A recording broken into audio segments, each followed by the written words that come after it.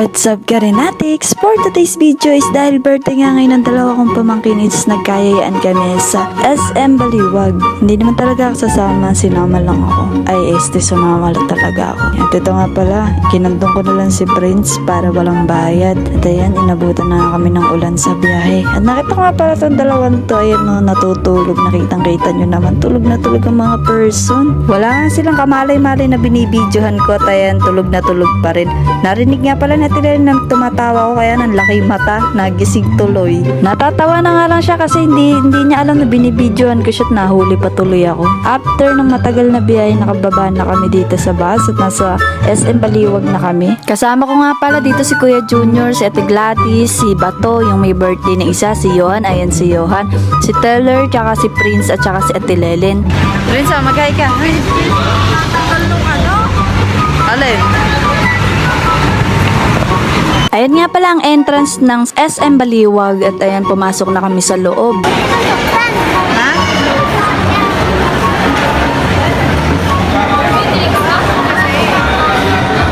Dabili! Dabili.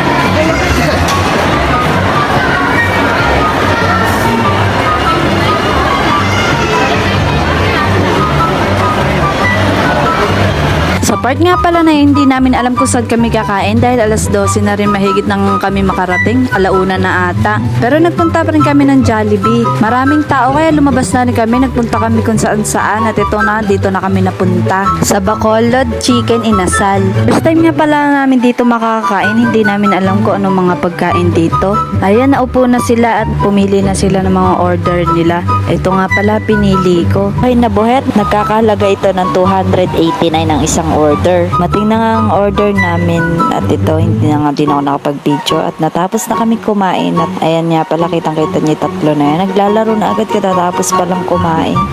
For today's video is nandito kami sa SM Baliwag. Kaya pala tinawag tong SM San Miguel Bulacan. San Miguel SM. Sabi ko ay napakataba talaga ng utak ng batang to. Biruin mo San Miguel Bulacan Eka ay naging SM. San Miguel kasi, taga San Miguel kami. At ayan nga, naglalakad na kami, pupunta kami sa playground. Dahil yun naman talaga ang mga gusto ng mga bata kapag nagpupuntang SM. Syempre hindi buo ang SM mo kapag walang playground. Dito na nga pala kami sa playground at ayan, atat na ang mga chikiting. Sinecheck nga pala muna nila kung magkano ang bayad dito per minutes, per hour. At kapag may extend daw pala, sinasabi ni ate ang mga mechanics ay magbabayad ng another 150. At ayan, tinitingnan din namin kung mas okay ba dito ang mga bata. Ayan, tinignan natin pala ni Dichi kung okay yung presyo niya is wala rin naman kaming choice kaya dito na lang din sila naglaro. Para makapag-shopping din kami is binayaran na nga ni Dichi at iniwan na namin sila dito at babalik na lang kami after ng ilang minuto. Sabi ko nga sa batang to, ipipicturean ko. Behala, ayan, sige, nagtatakbo dyan. Sige Johan, dahil birthday mo, makulit ka for today's video. Ayan nga, pagkapasok ay naglulundag-lundag na agad yung mga bata na yan. Grabe talaga, enjoy na enjoy ang mga taga-bundok.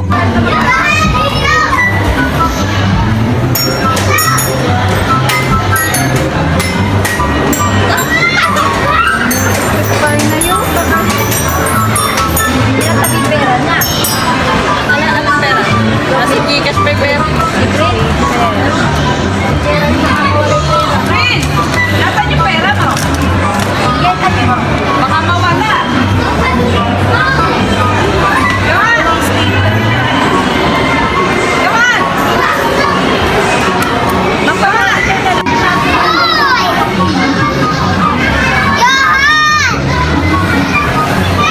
Ayan it, nakita namin nag-e-enjoy ng mga bata at iniwan na nga namin silang tuluyan at nag-shopping na kami dito. Ayan, lakad-lakad lang muna kami dito. Enjoy muna namin yung pagiging malaya dahil wala kaming hawak-hawak na batang paslit. Pumunta nga pala muna kami dito sa pen shop dahil sabi ng kapatid ko, samahan ko daw muna siya tumingin ng pabango. Pero hindi ako bumili ng pabango. Ano yun, putol? Sabi ko wala akong pera dito kaya ngayon, dahil binudol mo ako, ikaw muna ang magbayad. At ayan, binabayaran niya na sa counter. Bali nga pala kami ng pasok ng playground dahil dito nga pala yung pinuntahan namin nung una. At ayan, pinuntahan na nga din namin. Mas maluwang talaga to kaysa dun sa nauna. Nag-aalinlangan talaga kami kaya pinuntahan talaga namin kung saan ba yung napasukan namin dati. At ito nga talaga yung napuntahan namin nun. At naglaro din kami dito dun sa may mga token. Yung nilalagay-lagay para may makuha mga stuffed toys. Anyways, pagkatapos namin itong makita, ay nagdire-diretso pa rin ang shopping namin. Ayan, kung saan kami nagpunta para tumila ng kung ano-anong damit. At ayan, lakad lang. Ito talagang buntis na to. Kahit buntis na, napakasigla pa rin lumakad. Baka mga nakanandi oras niyan ay tamang video lang ako dahil gusto ko lang i-vlog.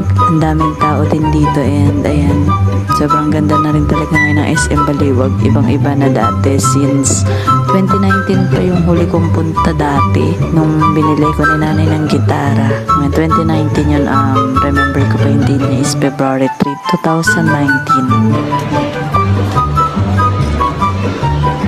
Bakit tayo palabas? Sinusente ang puto. Ayun ba natin lang, nilabasan dyan eh. Ha?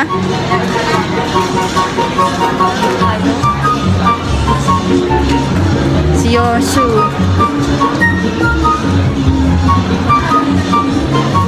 Ayan, dire-diretso pa rin yung lakad namin at pumunta nga kami dito sa may magandang view para mag-picture-picture na rin.